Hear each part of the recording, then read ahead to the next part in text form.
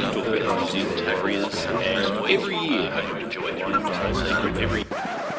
Well, I'm amazed that Parramatta have taken him back. For Jared, I think it's just a miracle. It's kind of like, in The Lion King when Simba comes back, and that's great for everyone. But in this case, it's more like Scar coming back. Yeah, it's like right. a fucked up Hamlet. Cameron Smith should be made to wear, I don't know, a really heavy headgear, just to bring him back to the field.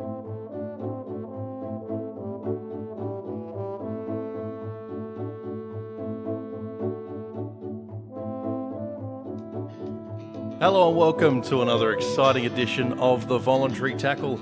Welcome back. The only NRL podcast David Warner hasn't pretended to cry for. But before we do anything, I need to introduce my partner in crime.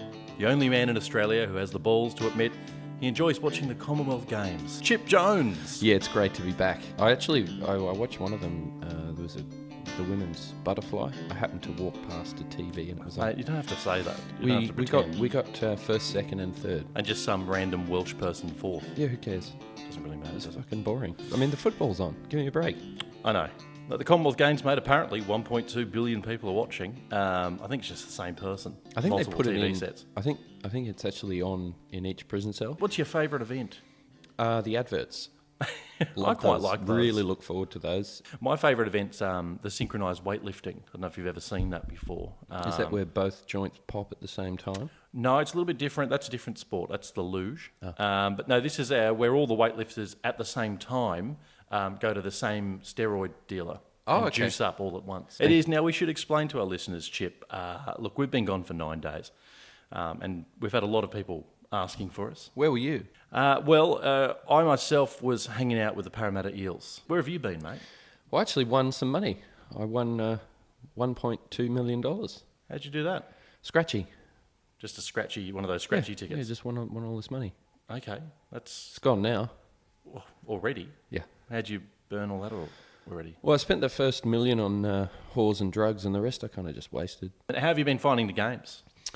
Oh, look, they're starting to heat up a bit now, aren't they? We're different teams are starting to really shape up for a season.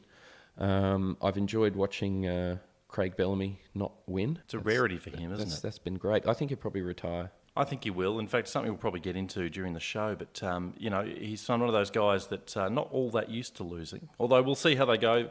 We're recording this, we should say, on a Saturday, just prior to the doubleheader over in New Zealand. Melbourne is set to take on the Tigers again. Very strange draw. Yeah, that is Chip. weird. They Yep. just played. Yep, that's right. They played 3 weeks ago. Why are Yeah, they playing I again? don't think Bellamy liked the result. I think he just petitioned. He said, look, give us another crack at it or I'm retiring. Yep. And so they've said, okay, we'll give you another crack if you promise to retire. So, That's good. Because the NRL do tend to give in to his demands, don't they? yeah, I think they've just had enough of being bent over that barrel. But, I mean, it has been some very good footy. Last night, we had the Roosters miraculously bounce back against the Sharks. I got to say, tipping at the moment, you might as well just throw Have a a few days dartboard off. at the wall. I mean, it's just have a week off. if How you're does tipping, anyone do it? Basically. It Have, just- have 9 days off. You might as Take well our example. just do what we did. Yeah. Just have 9 days off Yeah. and just go have some beers. I had a great 9 days. That was good fun. Not that we missed this, Chip, obviously. We missed the podcast. Yeah, well, that's But true. we had a good time while we weren't doing the podcast. We have a good time doing we just have a good time. Just generally. Period. Yep. But yeah, so we should probably talk about last night's games just very briefly before we crack on with some Well, I predictions thought for the this Roosters week. game was good. They seem to be playing a week on, a week off at the moment. They show up for a game, they disappear for a game. They show up for a game. So Unless you're Jared Aware-Hargraves, in which you're still on vacation. yeah, I think they just bring him back for that other game. Yeah, they might bring him back sort of, I don't know, during the origin period. To level it off. I wonder whether Nick's got some kind of betting syndicate involved because he doesn't want to eat every week. It'll shorten the odds too much. But Well, we shouldn't probably insinuate anyone's doing anything criminal because, Nick's a powerful man. yeah, I've been a Roosters fan for long enough. I think he's You're sweet. exempt. I think he's all right. But it was a weird one, Chip. The Roosters forward pack, as we've talked about, they've been highly criticised this year, I should say. But last game, they really lifted, especially in that second half. They had it over the Sharks pack, that's for sure. Which, yeah, it was interesting. I thought Napa had a pretty good game. Tikiaho, it was very strong. Tikiaho was great. And Corden is actually really hitting some line. He needed to, because he's had a very flat start to the year. And it was like watching his year start up in that game, because he started out in that game the way he does normally, which was pretty flat, and then he really worked in. Yeah, it was kind of the opposite of Moylan, really. Moylan, he just he takes too many balls. In the end, I think he just, if he's not going to score, and there's not a try, and he's just going to drop it. He must drop it. I mean, I think he's a talented player, Moylan, but he just must drop a ball cold at least 2 to 3 times a game. You just can't afford to have a guy in the team that does that. How do you think the other Sharks players go at training when they've put on a play and 1 in every 3 times he's just going to drop it cold? Like, that's got to sap your confidence a bit going into a game, doesn't it? Over time, you're going to be angry with him. Like, you probably do one of those hazing rituals after a while where you give him one of those steel, what do they call it, steel wool showers. Well, maybe we could throw that out to our loyal listeners. What particular form of punishment would you like to see for Matt Moylan? And particularly if you're a Sharks fan, love to hear from you on that. Absolutely. The other game last night, Chip, was the Dragons taking on the South Sydney Rabbitohs. Dragons still undefeated after this game, but they were given a fright as South made a late charge and only really just hung on. Any highlights out of that game for you? Well, it ended up a 4-point game, if I'm not wrong. I think it was 16-12. South could have won that game. That's true. By the end there, they had the ball. I think they dropped the ball in the last 10 minutes or 6 minutes attacking the line. Could have won the game, something like that. Cody Walker decked one at the end there. So, it's encouraging for South, and particularly because, St George are undefeated. I'm curious to see, who you think is going to knock them off. Who's going to beat the Dragons for the first time this year? Look, I've got to tell you, they're the real deal this year, the Dragons. And, not to be a feel-good, I told you so, but we've been talking about the Dragons, even pre-season, being a mover. And everything that we've seen on the field so far suggests they're going to be a team that's going to be there at the end of the year. They've got a very nice balance, talented forwards. Ben Hunt adds that extra factor of organisation in the back line. Guys like Nene McDonald coming of age is really helping. And they've got a guy called Matt Duffy at the back who's just grease lightning and just adds that extra dimension of attack. So honestly, I think the Dragons are going to be very difficult to beat. Predictions for the rest of the round, Chip. Now, this afternoon, we've got with the West Tigers taking on the Storm. As we said before, a rematch from only a couple of weeks ago, which seems a bit ridiculous, but nonetheless, should be a great game, doubleheader in Auckland. How do you see this one going? I'd like to say the Tigers, and the reason is because I think another loss for Melbourne to the Tigers in such short order, as you mentioned, it might hasten the elevator for Bellamy, which I'd like to see. Being that they are in New Zealand, I don't know how that's going to play out. Yeah, one of those ones that you kind of... My instinct tells me that the Tigers can knock them off again. But how often do the Melbourne Storm lose twice in a row, let alone to the same team? And look, the Storm are raging hot favourites, but I'm still going to go the Tigers. Yeah, me too. I like it. I think should be a great game. It could be a good game. Yeah, that's right. And taking away that home field advantage, I think it's going to actually improve the game. Hopefully so. The other little strange variable in this is the health of Cameron Smith. Now, as we know, Smith never gets injured. He's one of these guys that have miraculously, has the body of an accountant, and yet in one of the toughest games of all, somehow manages to avoid injury. But this year, he is 35 years of age now. He's been carrying a bit of a quad strain, and interestingly, he hasn't been doing a lot of kicking. He's not kicking for goal at the moment. That's, I think, just pulling Melbourne back a tad. They're trying to play this down as though it's not a big deal. But if Cameron Smith's not kicking goals, that sort of suggests to me that it's not might be more than a slight strain. Well, sure. How much is it worth to have him kicking compared to aggravating an injury? Is a good point. He is getting older, so maybe not healing quite as quickly. The other thing about that, I think, is that if you do have a quad strain or there's any kind of leg issue, that's going to slow you down at a dummy half. Definitely, you're not going to be getting ahead as you usually would. So, be interesting to see. It's probably testament to just how good Cameron Smith is that he can be sort of on one leg and still be playing pretty bloody well. Well, we've spoken about that in previous podcasts, and I think he's gone with my option, which is just to injure him a little bit increasingly over time, rather than he's handicapping himself. A full head of metal headgear, which was your suggestion, which I quite like the idea. I think so, just to weigh him down just a little bit, like you do with horses. Peg him back. Yeah. Some. Just put a handicap on. Anyway, so we think the Tigers will get that one in a tight one. The second leg of that doubleheader is the Warriors, the unbeaten New Zealand Warriors, taking on the Cowboys, who have been struggling a bit. Cowboys are going to be pretty desperate for this win, given they're a premiership favourite and they've only won one game. How do you see this one going? It depends on whether I do send a call out to JT, because he needs a rev up. Okay, you're on a call basis. Well, I have his number. Okay. He doesn't have mine. Does he know you have his number? He knows. He actually paid me quite a bit to take that number for consultation, but I don't let him call me. And Okay. I've been busy over the last couple of weeks. I've got a few missed calls.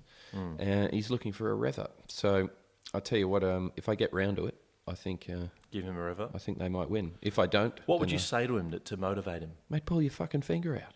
Okay, so just abuse him. What are you doing? Okay, that's one way to do it. You're supposed to be. You thought you were going to be some kind of big shot, right?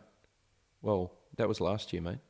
Yeah, that's the last 15 years. No, What have you done for me lately? What have you done lately, mate? You're only as good as your last, 5 minutes. Forget your 15 years. Or in line with your motivation tactics, only as good as your last kid, because you used to abduct people's children, didn't you, to get the best performance? Never proven, mate. Yeah, well, but off the record, you were telling me before. Okay. Yeah, sorry, I hope I didn't put you in that. No. It's nothing provable. Okay. I'm not going to incriminate myself. On the other side of the coin, Chip, we have the Warriors, who last week gave the Roosters a toweling. I know that because I was there. Paid $45 for a ticket to watch Boyd Cordner make no yardage. So it was quite painful. It's almost $1 a point. Yeah, thanks. That frames it in an even more depressing light. What was it, 36-6? Oh, I lost count. So that's 42 points, 45 I just started bucks. eating 4 and 20 pies. That's your $3 second probably half. GST.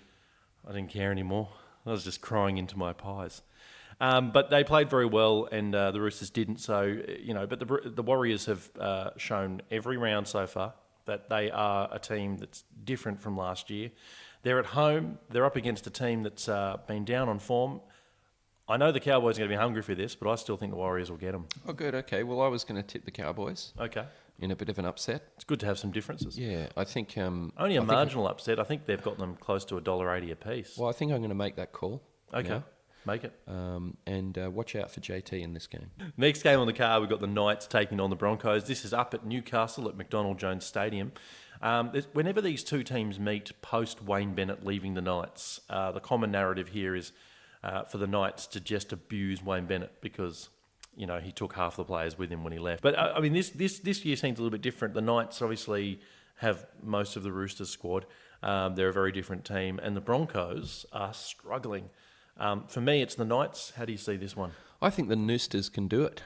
I think Mitchell Pearce by a field goal, potentially. He's getting, a few weeks now since he's kicked a field goal. I think it's time. Yeah, that's right. I think he did one in round one, and he hasn't managed to plonk one since. But, yeah, okay. So you think it'll be a close one?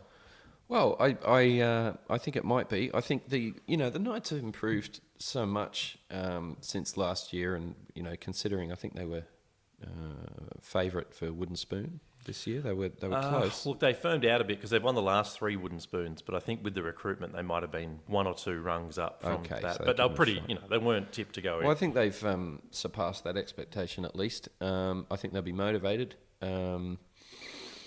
If it was in Brisbane, maybe I would be leaning to the Broncos, but I'm going to tip the Knights for this one. Where do you see the Broncos at the moment? I mean, they're a team that... middle table. But the Broncos this year, I think, have lost a lot of key cattle. They've got a few injuries. There's a bit of disharmony going on as well, with Kevin Walters has just left the club. It just seems to be a club not quite focused on their game at the moment. Am I going too far there? Or? Well, I think the only place you went too far was with cattle. Okay, I shouldn't have called them cattle. There's no other team other than the Broncos that you would have said they've lost a bit of cattle. That's true. Further to that, I think you're right. I think they have lost too much in the core. No Ben Hunt. Yeah, and the other thing is I don't necessarily see them as a shoo-in for the 8. I think they could end up mid-table, maybe mid-ish table. Yeah, they could miss. I just get the feeling with the Broncos as well that the half situation isn't working for them. They've got Milford on one side and Nikorima on the other, and they're just too similar, I think, for me. And I'm not the first to say that, but it's definitely, I think, something that's stunting their attack. They don't have anyone genuinely constructing before the line. They've just got 2 guys that play off the top of their head, and they're a little bit predictable. Yeah, well, I think if you've got that right-left dynamic and your 2 playmakers on either side, most of the time, you can just lack that bit of spark, especially if you're looking for creativity, because what you want to do is actually have some combinations of creativity. Is where you're going to really break the line. So maybe Milford they don't seem to combine very really much. Combining that well. Maybe that's something that they can work on, because they are a bit one-dimensional. And these days, you've really got to have another couple of angles to choose from when you're trying to score those tries. Yeah, they're not very threatening with the ball at the moment. And I also think Nikorima is a turnstile in defence, so that's probably not helping either. So for me, I think the Knights will get it. You think the Knights will get it as well?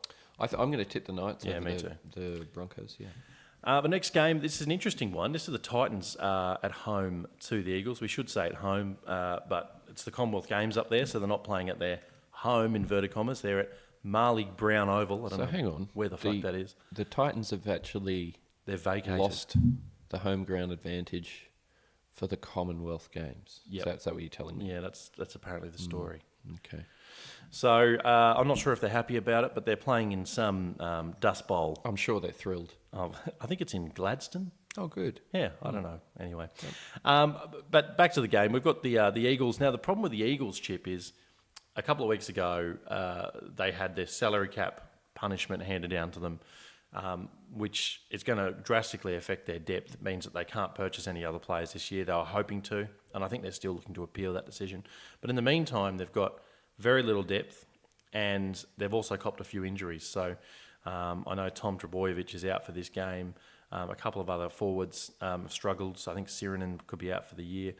Darcy Lussick apparently has left the club, heading off to the Toronto Wolfcracks. So there's a diminishing squad there. I think the Titans will get them.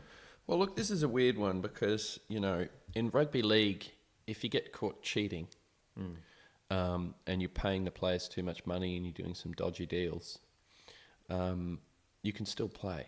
Whereas you do that shit in cricket and you're out. You're gone. So, you think the Eagles should count themselves lucky? I think we should just kick the Eagles out for a year. Just ban them. Just ban them for a year. I mean, how's Steve Smith feeling about all of this? Fuck, mate, you put a little extra ball in a little extra air in the ball, and I'm gone for a year, and so are my 2 teammates, and these bastards are actually cheating, getting paid. Where's the tax department? Where's the accountants? What's going on here? I would love to see you tamper with a cricket ball if you're putting air in it. Isn't that how it works? Don't they have a little... You're just putting air in it, just puncturing a little hole in the middle and pumping it up for some reason. Is that how it swings? I don't think so. Okay. But it's okay, mate. I think your plan is just as sound as theirs. So I think we'll have people in stitches over this, honestly. Really. Where do you see this game? Do you think the Titans have got the Eagles' measure? I mean, the Eagles are funny. They've been at home at Brookie. They've been unbeatable. Away from home, poor. Yeah, well, they've lost, as you said, they've lost a lot of players. And Trbojevic, both the Trbojevics, actually. That's a nice one, isn't it? Trbojevics? I think it's Trbojevic. Trbojevic. Yeah. But plural. Oh, yeah, the Trbojevici. The Trbojevici. I think we've got a new brand. They're great players. I think they could win, honestly. I mean, they're up against a lot. A lot of the time, teams that are really under the weather and copping some abuse and some stick will put together a game or two. I think it could be tight. I'll be interested to see if all of the Titans make it to this far-flung field in time. Could be there might be a bit of traffic coming out of the Gold Coast. Yeah, it's going to be tough. So, look, I'm going to go a tight game, but I'll go the Eagles for this one. Look, I'm going to go the Titans. It's interesting to go to the Eagles. I said it could well be a close game. As you said, it'd be hopefully all of the Titans players turn up. Some of them might be watching the table tennis, but if they do, and Ash Taylor plays, I say the Titans will win that game. And the final game is at 4:30 tomorrow, and that is the Eels taking on the Panthers. Another game that we've saw last week, pretty much. Panthers all the way. way. Going to win. So you, just to refresh the listeners here, Chip, you're refusing to tip the Eels so long as Jared Hayne is employed there. Is that right? Oh, look, pretty much if he's in the country. Okay. I'd like to actually see him. And, New Caledonia, let's not fuck around. Let's get him to the Northern Hemisphere, at least. Forcibly, or would he have to leave of his own accord? Oh, look, I think we could set something up to make him want to go. I mean, you're not going to make him do anything he doesn't want to do. More after this. Welcome back to the Voluntary Tackle. Now, Chip, we were talking about this earlier, the ball tampering crisis in cricket. Now, as an NRL fan, I felt a bit jealous that the cricket was taking up all of the headlines during the Steve Smith, David Warner, Bancroft scandal. And it got me to thinking, should the NRL try to cash in on the ball tampering crisis by having our own version? Should they allow players to tamper with the Steeden to get ourselves on the front page? Because maybe we need, I know we have plenty of scandals, but we've never had a scandal involving the ball. And I'm just wondering if there's something we can do there. Well, I do think that, the back page of the Telegraph having anything other than rugby league on it is a waste of paper. So we really should do something.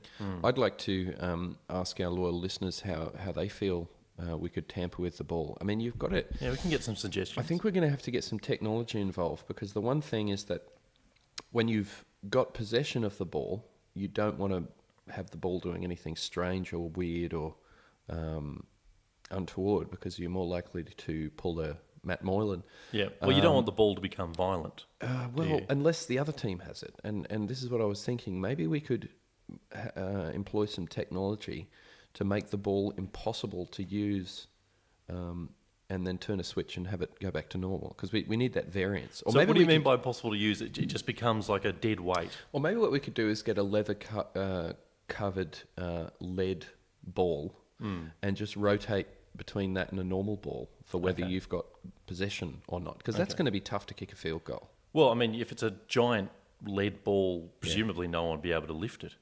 Would that be a problem, wouldn't it? Would it just be a bunch of players trying to lift a ball together? Oh, I think it'd just be a lot of play the ball penalties, because you really can't move it with your foot. No, you're not going to be moving it anywhere. And I know Jared's been upset with trying to play the normal football, but I think we could make it more challenging, perhaps.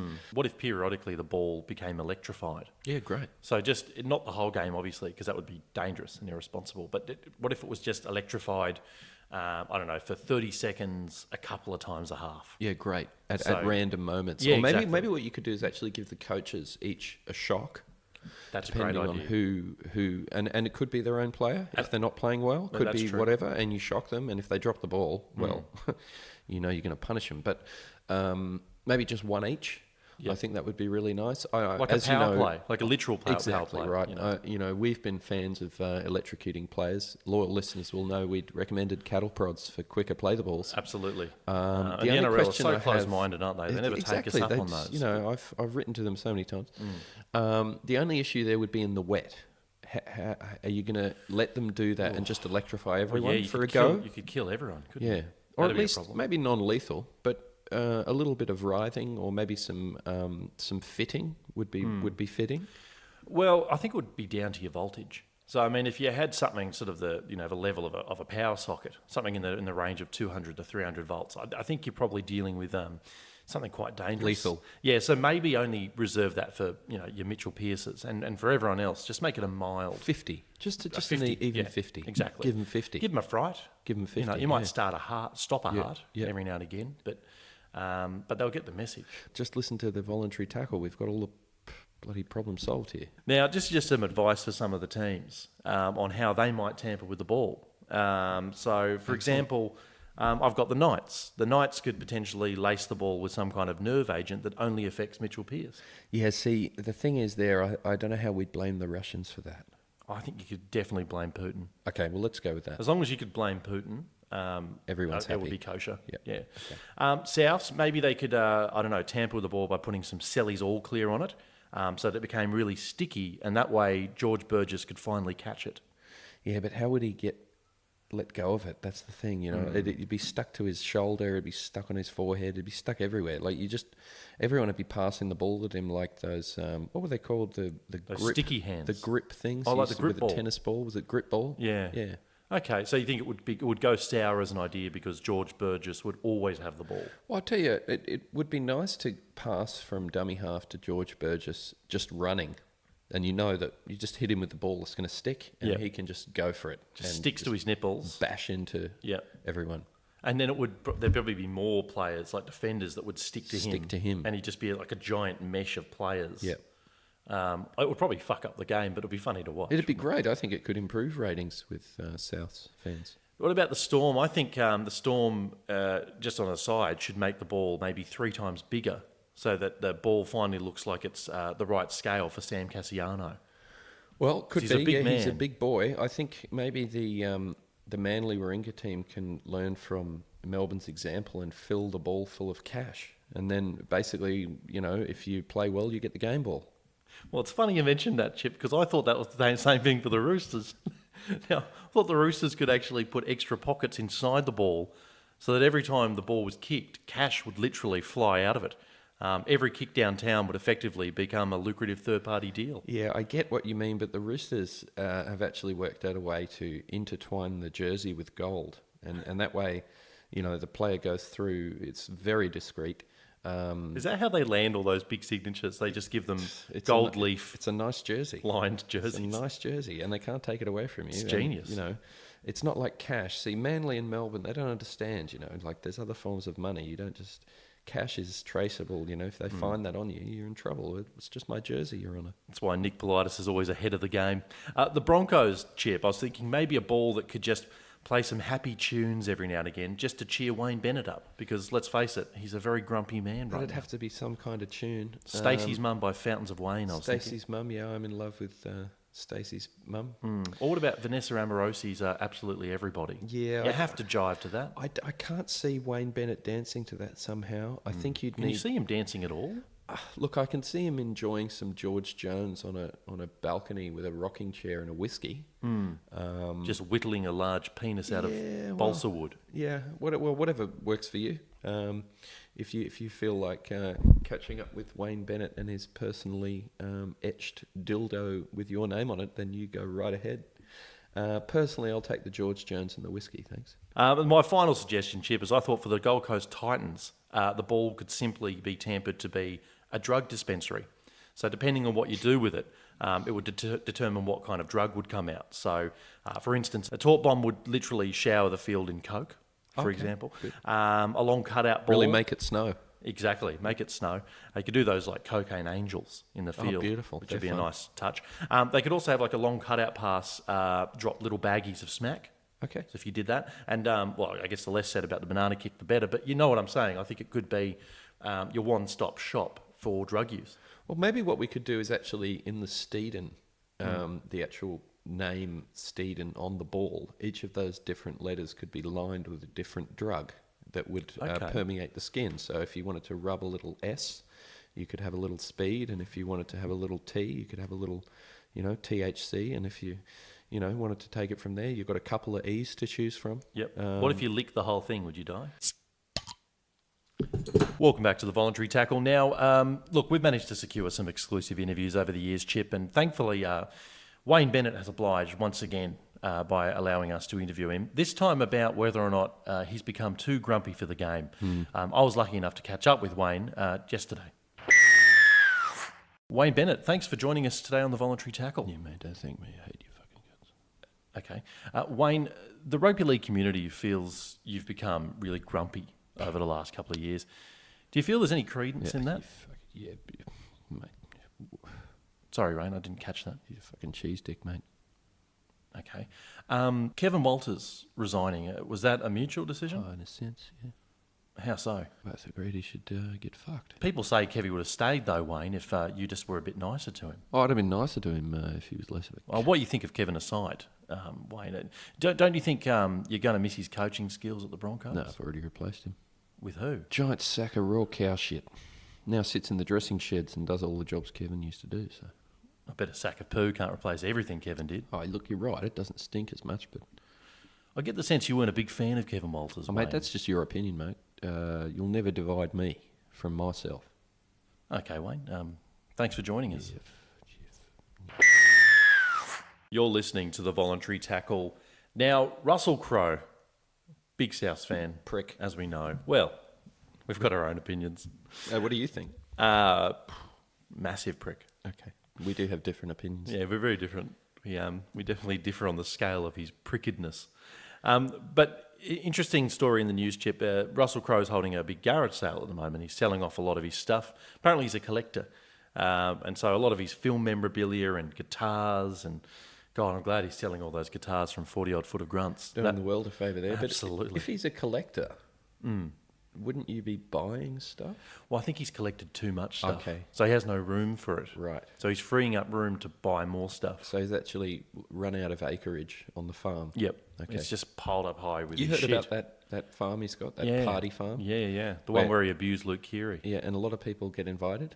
Yeah, and they have a good time. Yep. Where's their fucking invite, Russ? Very puzzling. But I guess the thing that made me think about this story, Chip, was that he'd probably have a lot of old South memorabilia that he'd be selling off, wouldn't he? You'd imagine. There's a lot of premiership rings that he got made up before the season each year to try and motivate the players, and they're tough to sell. You've virtually got to melt them down to get that, low rent zinc. Well, what other South memorabilia should he sell? I mean, he's going to have a lot of stuff in that garage of his. We already know he sold a second-hand Luke Keary a few years ago. That didn't work out well for him. Thanks, Russ. But there's probably other stuff that Russell Crowe has just lying around his acreage, as you said. Well, there's a broken phone. That's I know true. There's an old did he broken keep that phone? Did he? I believe it was actually kept by law enforcement and then returned once it was... I thought it was pretty well embedded inside that concierge's head. Yeah, well, I think it took him a few goes to get it in there, and it took him a few more to get it out again. But they did recover part of the phone. Part of the phone, with bone fragments in it, probably. Yeah. I mean, that's just one of the many incidents that he's had in his life, isn't he? Yeah. Really, it's a bit of a trophy for him. Exactly. But that'd probably fetch a couple of bucks. What about the skull, the dented skull of the man he hit? Would that be... I don't think he wants to sell that. No. Well, I don't think it's his to sell either, to be honest. Well, no, it's the guy that owned it, but he's not using it. Could he potentially look to sell one of Greg Inglis's old knees? Well, I mean, how much would that go for these days? We could do a trade up, maybe. Okay. Yeah, get him a service in the dealership somehow. Like when you trade in like your old Hyundai Getz. Yeah. Yeah, you hope you get something off your new one, like $1,000 off. Let's get Inglis a new knee. That'd be good. You could probably pick up, if you were going to buy stuff from Russell Crowe's place, you could probably pick up Adam Reynolds' career for a bargain. There's not a lot of time left on the clock, that's for sure. Yeah, he's struggling. Maybe we could give him a bit of money and swap him out a knee. Do a bit of a trade between the two. How are his knees? Not good. They're not good. No, they're probably worse than Greg's. Okay. To be honest. What do you do with an old football player with bad knees? Oh, you probably put him out to pasture. A couple of pellets in the old shoddy. Yeah. And just for good measure, give him a couple of pellets. Oh well, I thought I'd just take two out and just one each in the head. But well, maybe what you could do is actually just scattergun both their legs. Yep. Right. Just for a bit of pain first. Well, why are you punishing them? It's not their fault they have knee injuries. Well, I suppose you make. Is that just for your own demonic pleasure? You're getting very Ivan Milat on me now. I feel like we're not quite on the same page, but it strikes me, Chip, that Russell might also look to get rid of George Burgess's hands, just in case anyone wanted to grease some baking trays. Do you think they might sell for a good yard? Oh, look, how much would you pay for a finger? And what would you do with it? Finger. Honestly, I can't think of too many practical uses. Maybe you could have the hand inserted on the end of a long pole and have a lever that would activate the opposing thumb so that you could clean your gutters out with. But it would keep dropping shit out of the gutters. That's the thing. That's all right. That'd be frustrating. You don't mind him dropping it, just as long as he grabs it and then drops it. And drops it somewhere nice. Be useful. Yeah, I just don't know if you'd ever trust George Burgess's hands near any kind of household chore, to be honest. He'd just fuck it all up. Potentially it could be just a form of lubricant. You know, if you're, say you're, I don't know, trying to give an elephant a rectal exam, you might just get, as you said, George Burgess's hands on the end of a big pole Stick it up there, and it would probably slip in and out pretty easily. Well, you'd have to hand it to him. I think he's, really, we've got to find some use for his useless fucking things on the end of his arms, and they're really no good for football. So I don't know. What do you pick your nose with it? I'm not sure. It's a tough one. If there are any ideas, please write into us at the Voluntary Tackle on Twitter. We'll be back after this break. Till next time. We'll be back. Don't go anywhere. We'll be back break with you. We will be back after these commercial messages. Just after this break that had just happened. Give him a hand.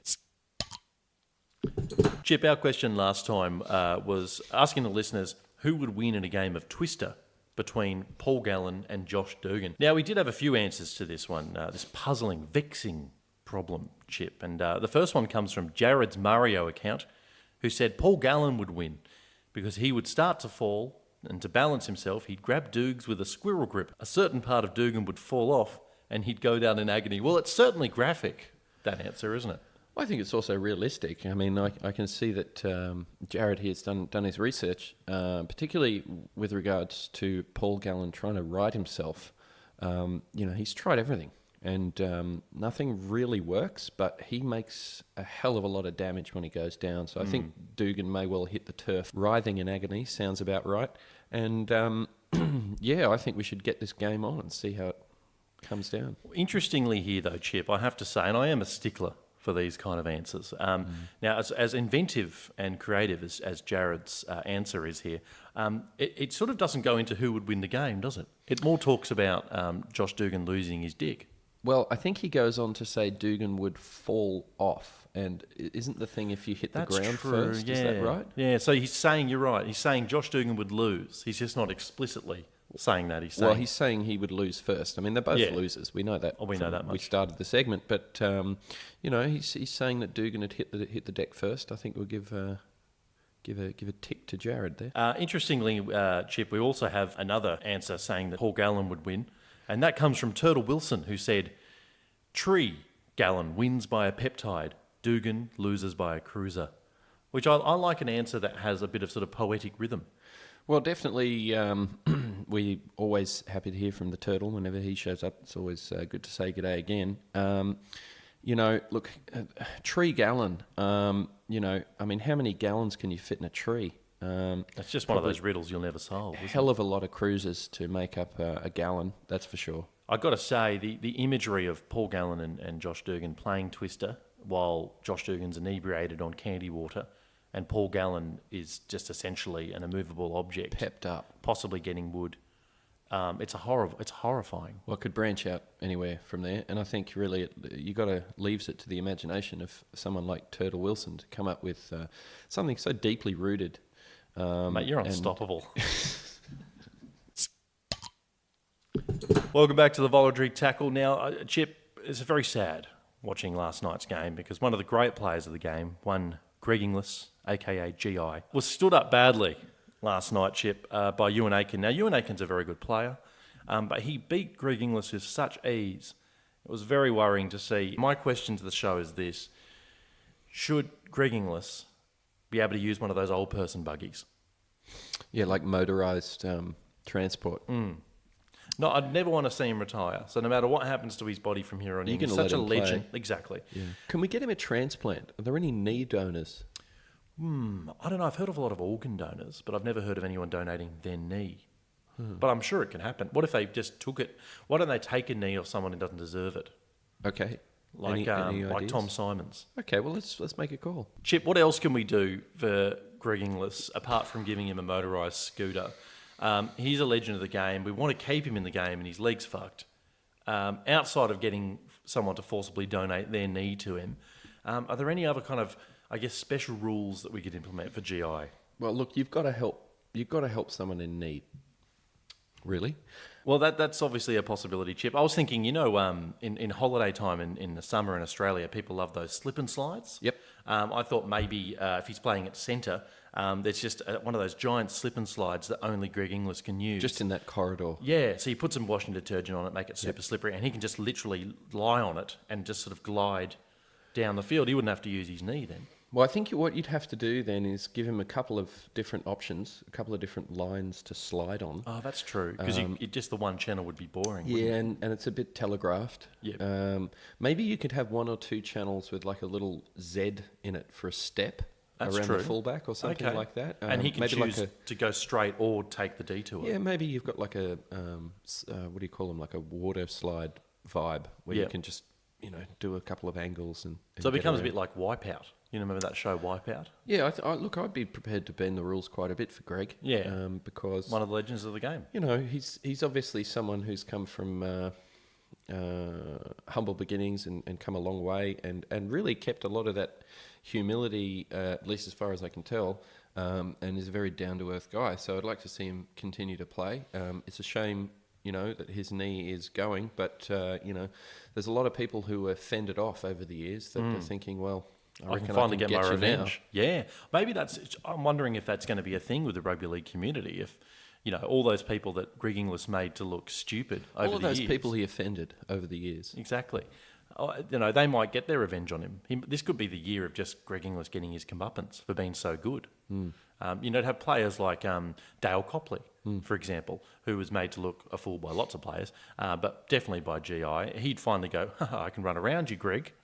Because you can't move. What are you going to do about it? Yeah, and maybe that's a nice way to balance out his career. Well, that about wraps it up here at the Voluntary Tackle for another week. We should say another week, but God knows when we're going to be back, Chip. Well, putting aside, hospital and prison, I think we should be able to round it out again in another week or maybe less. It's probably going to be a bit more because I'm going overseas for a couple of weeks. So. Oh, really? You've got to get out of town for a bit? Yeah, so unless we do one live from sorted Vietnam. that out. Yeah, we'll work it out. Somehow, I'll Skype in. How are you going to pay it? Maybe you can just host the show without me. Yeah, you see, I just don't get paid enough for that, mate. You can host it with Xander Risotto. Yeah, I've had a Xander. But until next time, just do what Darren Lehman would do and pretend to know nothing about your own cunning plan of evil. See you next time.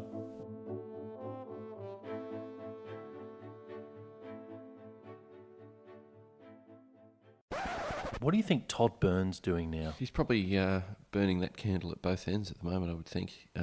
Up late, studying, trying to find a new career. Oh, metaphorically, I thought you meant he literally was putting a candle up his arse. Yeah, see, I'm always surprised how quick you go there into insertables. How quick I go to the wick. That's right. The worst part about Todd is he puts the flame end up the arse. It should go the other way.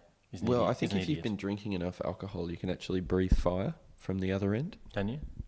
Yeah, as I said before, you bump around in odd circles.